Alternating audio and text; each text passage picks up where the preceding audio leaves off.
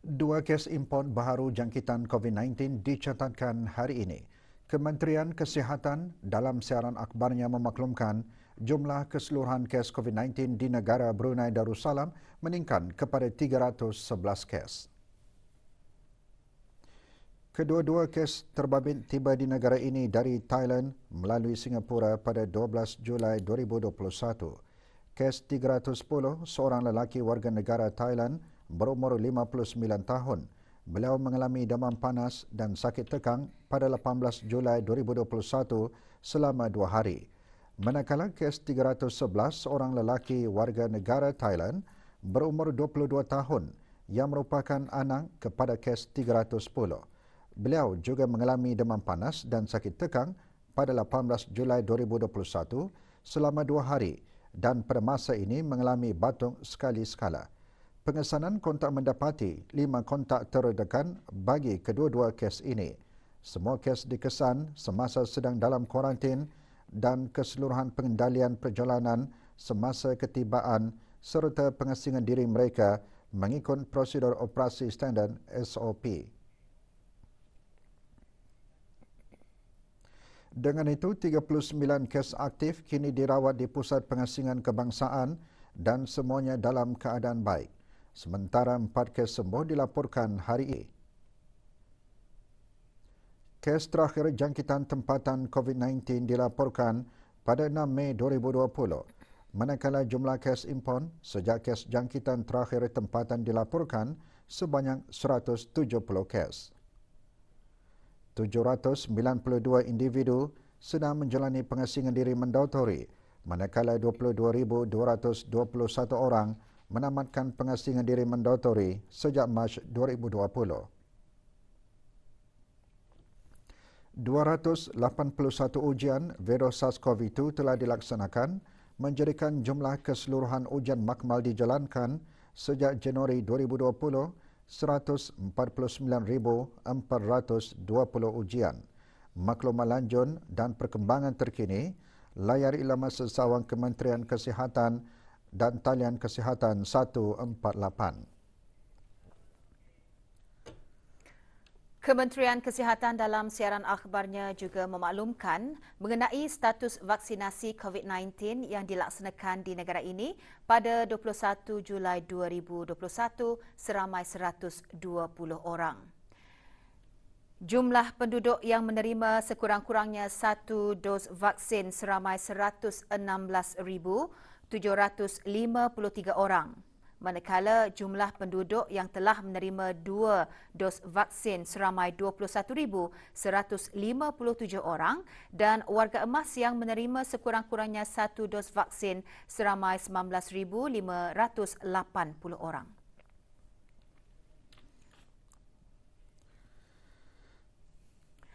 Majlis Ramah Mesra Bersama Rakyat dan Penduduk Daerah Tutong sempena sambutan perayaan ulang tahun Hari Keputeraan ke bawah Duli Yang Maha Mulia Paduka Seri Baginda Sultan dan Yang di-Pertuan Negara Brunei Darussalam ke-75 akan diadakan pada Ahad ini bermula pukul 8.30 pagi di Padang Kompleks Dewan Kemasyarakatan Daerah Tutong. Bagi memastikan majlis berkenaan berjalan dengan lancar dan sempurna, pagi tadi diadakan latihan penuh bagi majlis tersebut. Menyaksikan latihan, Yang Berhormat Pihin Orang Kaya Seri Kerna Datuk Seri Setia Dr. Haji Awang Abu Bakar bin Haji Apong, Menteri Hal Ehwal Dalam Negeri, selaku pengerusi jawatan kuasa kebangsaan, sambutan perayaan ulang tahun Hari Keputeraan ke bawah Duli Yang Maha Mulia ke-75. 275 peserta mengambil bahagian dalam persembahan khas bertemakan Raja Terbilang Negara Cemerlang. Berkat daripada rasa syukur dan rasa berbangga dan juga teruja dengan keberangkatan Raja, mereka telah pun berjaya menghasilkan sesuatu. Dan inilah merupakan satu konsep yang kami rasa sesuai untuk dihadiahkan kepada Raja yang kita ni sayangi. Kami berazam untuk membuat persembahan yang terbaik. Saya berasa excited dan semangat untuk persembahan untuk ke bawah Duli Yang Maha Mulia ini. dan saya telah bersedia untuk membuat persembahan ini. Saya berasa gembira dan bangga kerana dapat membuat persembahan tahun ini. Atta rasa happy membuat persembahan hari ini. Dan saya berasa sangat bersyukur untuk membuat persembahan yang terbaik untuk ke bawah Duli Yang Maha Mulia. Para jemputan yang akan menghadiri majlis ini perlu mematuhi garis panduan Kementerian Kesihatan, protokol-protokol keselamatan dan prosedur operasi standard SOP bagi membendung penularan wabak COVID-19.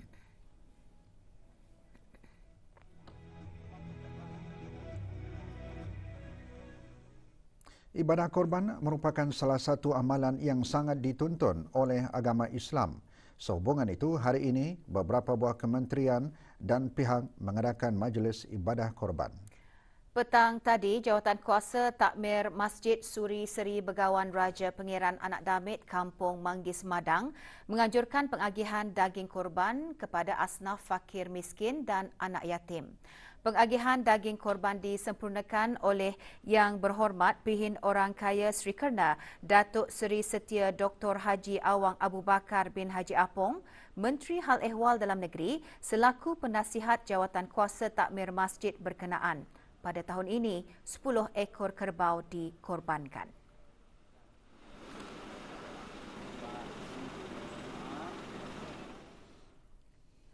Sementara itu, di Dewan Al-Afiah Kementerian Kesihatan telah mengorbankan 5 ekor sapi pada majlis yang sama. Pengagihan daging korban disampaikan oleh Yang Berhormat Datuk Seri Setia Dr. Haji Muhammad Isham bin Haji Jaafar, Menteri Kesihatan dan Isteri.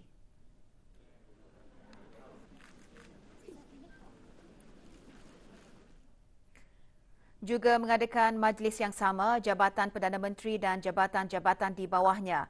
Pengagihan daging korban disempurnakan oleh Yang Berhormat Datuk Seri Setia Haji Awang Abdul Mukti bin Haji Muhammad Daud, Menteri di Jabatan Perdana Menteri, dan Yang Berhormat Datuk Seri Setia Dr. Awang Haji Muhammad Amin Liu bin Abdullah, Menteri di Jabatan Perdana Menteri dan Menteri Kewangan dan Ekonomi kedua. 4 ekor lembu dikorbankan.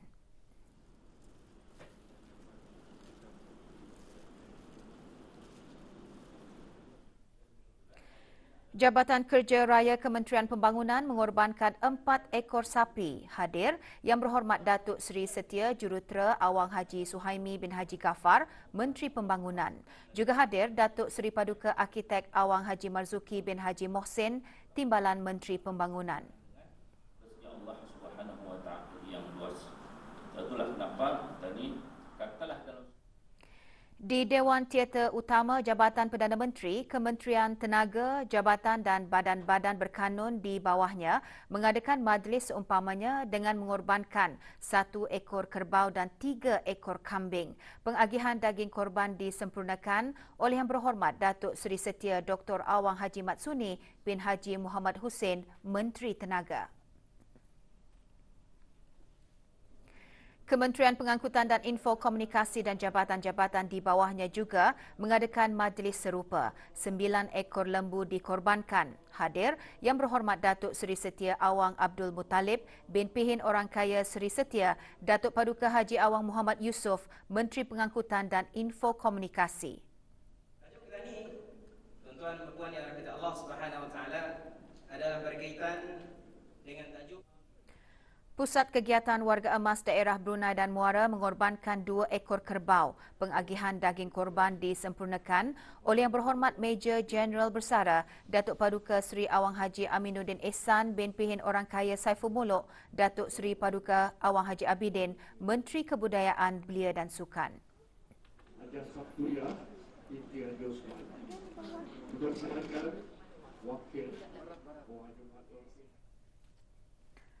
Usaha bagi mengurangkan gas karbon di negara Brunei Darussalam terus dipertingkatkan dengan penanaman lebih 100 pohon pokok. Perincian mengenainya dan bahan berita lainnya seketika nanti. Teruskan bersama Berita Perdana.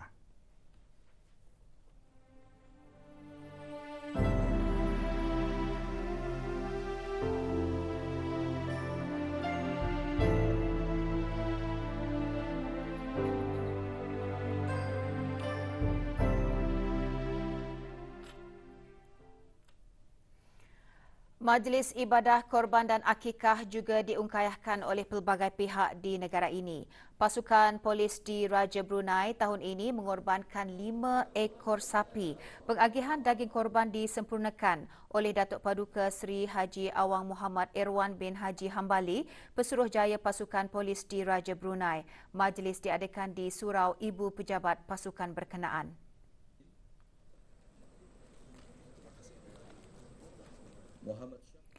Jawatan Kuasa Takmir Masjid Kampung Kasat dengan kerjasama Majlis Perundingan Kampung Kasat pula mengorbankan 6 ekor lembu tahun ini. Pengagihan daging korban disempurnakan oleh Datuk Seri Setia Dr. Haji Japar bin Haji Mat Dain alias Maidin, Timbalan Mufti Kerajaan selaku penasihat takmir masjid berkenaan. Sekumpulan mantan penghuni asrama Maktab Sultan Omar Ali Saifuddin ex-Hostel Boys Group pula menyumbangkan tiga ekor kerbau. Pengagihan daging korban disempurnakan oleh Yang Berhormat Haji Abdul Hamid alias Haji Sabli bin Haji Arshad, Ahli Majlis Mesyuarat Negara. Majlis yang diadakan di Masjid Utama Muhammad Saleh Pekan Bangar itu juga diselajurkan dengan penyerahan wakaf bagi kegunaan masjid berkenaan. 6 ekor lembu dan seekor kambing dikorbankan semasa Majlis Ibadah Korban dan Akikah Universiti Brunei Darussalam UBD. Pengagihan daging korban disempurnakan oleh Pengeran Dr. Muhammad Iskandar bin Pengeran Haji Petra, Penolong Naib Chancellor Hal Ehwal Akademik UBD dan Hajah Rubiah binti Haji Yaakob, Penolong Naib Chancellor UBD.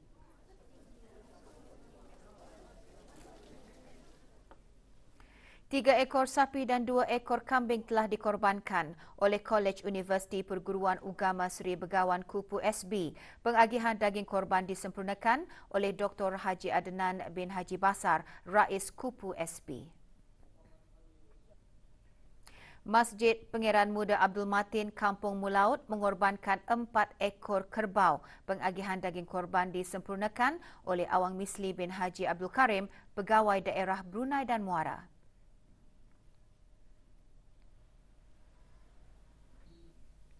Balai Ibadat Hajah Aminah Kampung Long Mayan di daerah Tutong juga mengadakan majlis seumpamanya. 4 ekor kerbau dikorbankan semasa majlis tersebut.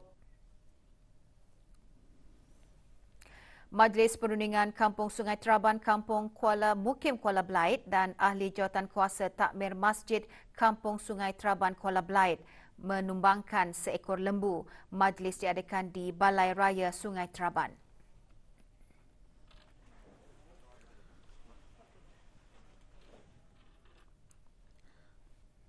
Lebih 100 pohon pokok ditanam sempena Jubli Emas Kemerdekaan Bangladesh. Penanaman pokok itu juga sebagai sebahagian daripada usaha mengurangkan gas karbon di negara ini sejajar dengan dasar perubahan iklim kebangsaan negara Brunei Darussalam.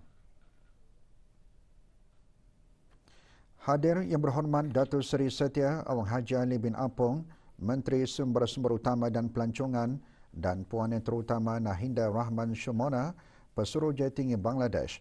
Acara pagi tadi diadakan di Taman Riadah Jalan Pusat Persidangan Anjuran Suruhanjaya Tinggi Bangladesh di negara ini dengan kerjasama Jabatan Perhutanan. Anniversary of our independence and continue the celebration of the birth centenary of Kecemerlangan sesebuah organisasi banyak bergantung kepada prestasi, kualiti kerja dan produktiviti kerja yang tinggi dan mempunyai nilai murni serta rukun akhlak yang patut dimiliki oleh setiap pegawai dan kaki tangan di dalam organisasi.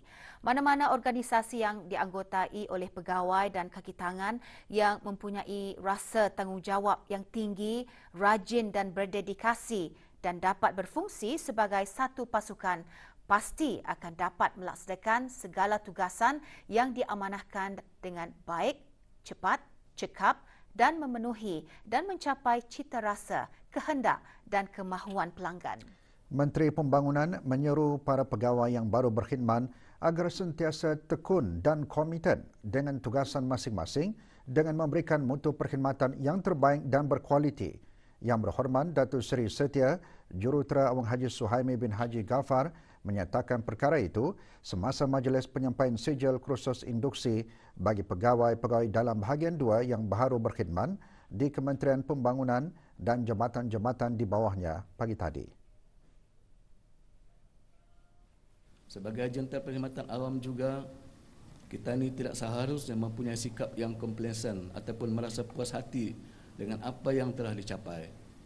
Habis kita semua haruslah berfikiran yang positif dan proaktif di samping bersikap adaptif dan responsif terhadap perubahan termasuk perkembangan dan kemajuan teknologi yang pesat yang dibawa oleh revolusi industri 4.0. Revolusi industri 4.0 ini bukan saja sebagai satu cabaran untuk kita ni, akan tetapi juga peluang untuk kita ni terokai dan memanfaatkan sepenuhnya ke arah memastikan kemakmuran dan pembangunan negara yang mampan. Pada majlis ini, 59 orang pegawai bahagian 2 yang baru berkhidmat menerima sijil masing-masing setelah menamatkan kursus induksi selama 7 hari. Juga hadir Datuk Seri Paduka Arkitek Awang Haji Marzuki bin Haji Mohsen, Timbalan Menteri Pembangunan. Persilakan tayang Fatin Rasia binti Awang Harin. Persilakan tayang Pemberian allowance pencen tua adalah bagi warga negara Brunei Darussalam yang berumur 60 tahun. Pemberian allowance ini dihasrat untuk membantu meringankan beban keperluan sara hidup. Beberapa orang penerima allowance pencen tua melahirkan rasa syukur dan terima kasih atas pemberian allowance tersebut. Terima kasih atas anugerahnya orang kata ni pencen tua ni dari Kebawah Duli. Alhamdulillah. Syukur kepada Allah Subhanahu Wa Taala kerana telah memberi peluang bagi saya menerima pencen tua untuk sekian tahunnya. Alhamdulillah kami kena bagi bantuan syukur untuk perbelanjaan kami seharian. Alhamdulillah saya berterima kasih kepada kerajaan Kebawah Duli Yang Maha Mulia kerana memberikan pencen tua kepada bonda saya. Bagiku bagus pulang, syukur. Alhamdulillah. Kalau orang ada pendapatan, baik juga daripada nada kan.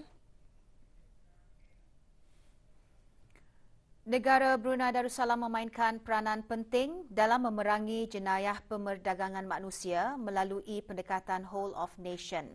Menurut Yang Amat Arif Datuk Seri Paduka Stephen Chong, usaha tersebut termasuk peranan mahkamah sebagai sebahagian dari sistem keadilan jenayah dalam menegakkan hak-hak mangsa pemerdagangan manusia serta menentukan pertimbangan hukuman bagi pelakunya. Ketua Hakim Mahkamah Besar menekankan perkara tersebut dalam ucapan pembukaan sesi perbincangan panel mengenai isu pemerdagangan manusia semasa persidangan kehakiman bersama atau Joint Judicial Conference JJC ke-6 antara negara Brunei Darussalam, Malaysia dan Singapura hari ini. Persidangan secara maya diadakan di Pusat Persidangan Antarabangsa Brakas. Dalam ucapan pembukaan JCC ke-6, Yang Amat Arif menekankan mahkamah berperanan penting dalam mengadili tuduhan pelanggaran hak ekonomi, sosial dan budaya. Ini kerana mereka yang memerlukan bantuan dalam masyarakat sangat memerlukan perlindungan undang-undang. JCC jelas Yang Amat Arif memberi peluang bagi perkongsian pengalaman dan mengenal pasti penyelesaian yang membolehkan pihak kehakiman memenuhi keperluan sistem keadilan. Persidangan Dewi tahunan ini membincangkan isu-isu kehakiman dan perundangan yang mempunyai kepentingan bersama. Tema JJC ke-6 adalah perlindungan orang dan peranan dan tugas mahkamah dalam melindungi hak ekonomi, sosial dan budaya.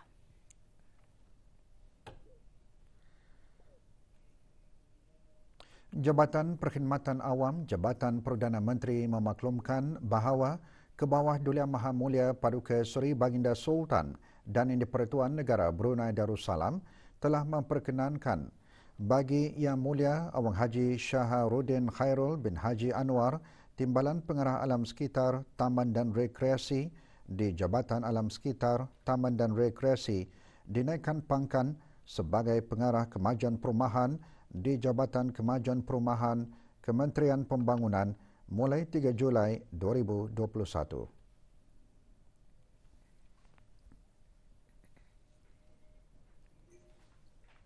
Pentas-pentas perayaan setiap malam tetap meriah dengan beberapa acara yang disusun. Pentas perayaan di daerah Tutong diadakan pertandingan takbir Hari Raya Aidiladha. 6 pasukan mewakili mukim-mukim di daerah Tutong menyertai pertandingan. Antara yang hadir, ahli-ahli Majlis Mesyuarat Negara dan pemangku pegawai daerah Tutong.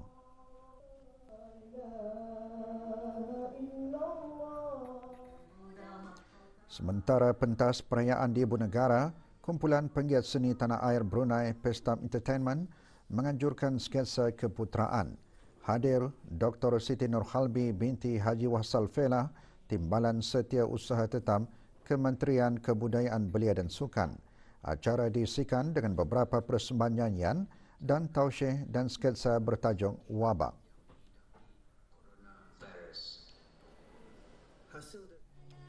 Di daerah Blain, persembahan Malam Qasidah atau Lail Qasidah, anjuran Persatuan Pembela menyerikan malam perayaan.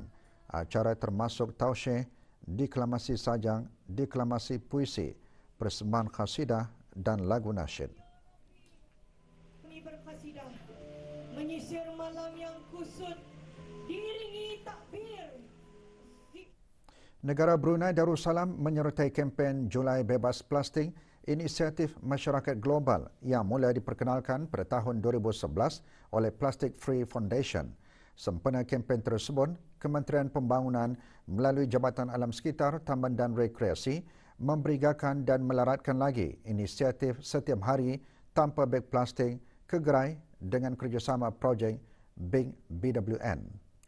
Dengan sokongan Jabatan Bandaran Tutong, Kementerian Hal Ehwal Dalam Negeri dan Data Stream Digital Sendirian Berhad DST, kempen tertumpu di Kompleks Pasar Aneka dan Tamu Tutong. Antara menyertai kempen Dayang Martinah binti Haji Tamid, pemangku pengarah alam sekitar Taman dan Rekreasi. Semasa kempen, poster inisiatif setiap hari tanpa beg plastik diserahkan kepada Awang Haji Azmi bin Haji Abdul Rahim, pengerusi Lembaga Bandaran Tutong.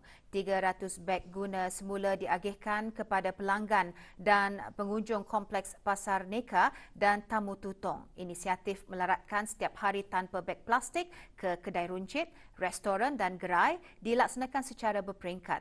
Organisasi yang menyertai kempen telah melancarkan kempen di media sosial pada 1 Julai lalu. Orang ramai digalakkan untuk ikut serta dengan memuat naik gambar dan video di media sosial beserta #ZeroWasteBrunei, #BringYourOwnReusables, #PlasticFree_BN dalam sama-sama menyebarkan kesedaran mengenai kempen tersebut.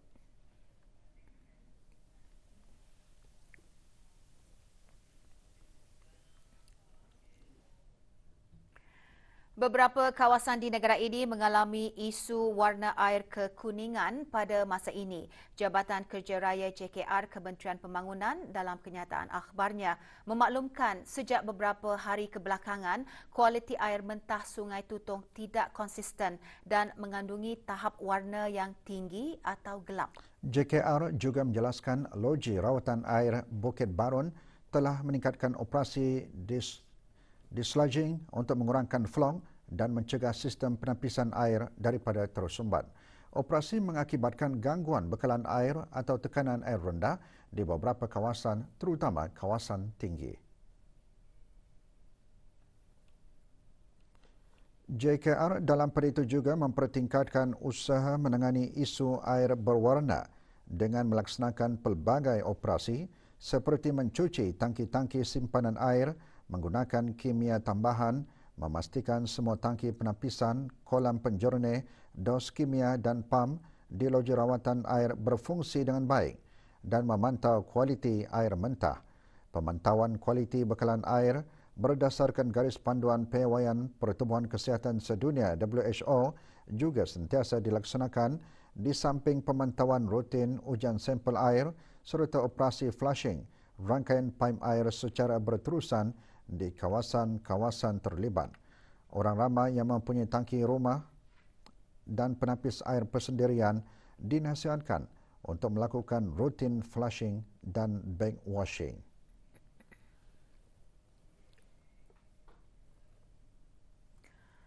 Peringkat kedua banci penduduk dan perumahan 2021 iaitu pengendalian e-Census telah berakhir pada 21 Julai 2021.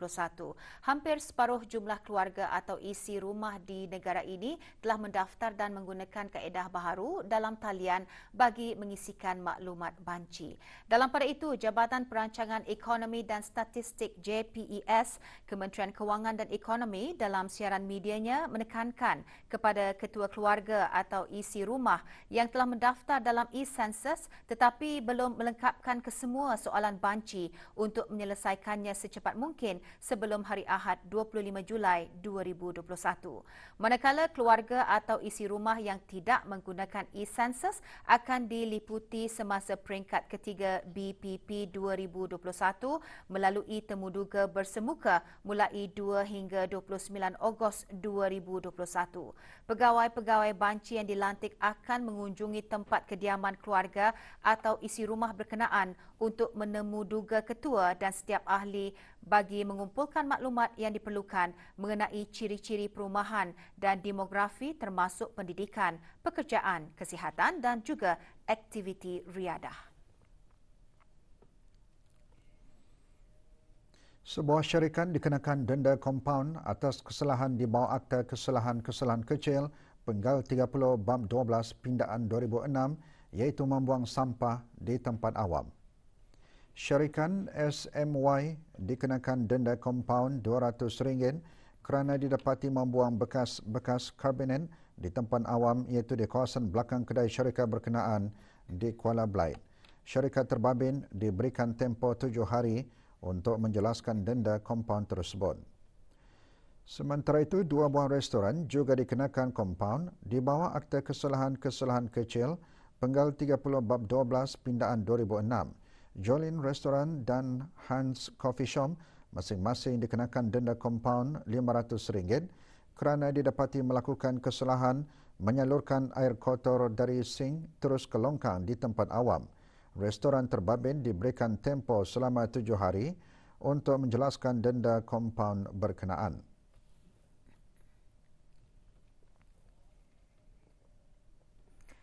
Tiga pekerja dilaporkan lari daripada majikan. Pasukan polis di Raja Brunei memohon kerjasama dan bantuan orang ramai mengesan ketiga-tiga pekerja tersebut.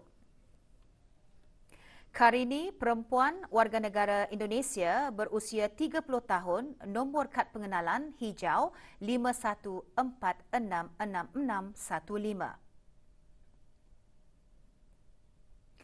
Irawati, perempuan warga negara Indonesia berusia 34 tahun, nombor kad pengenalan hijau 51474224. Dan Mega Oktaviani, perempuan warga negara Indonesia berusia 28 tahun, memegang kad pengenalan hijau nombor 51471825. Sebarang maklumat mengenai mereka hubungi Balai Polis Bandar Seri Begawan melalui talian telefon 224-2334 dan talian kecemasan polis 993 atau Balai Polis berdekatan.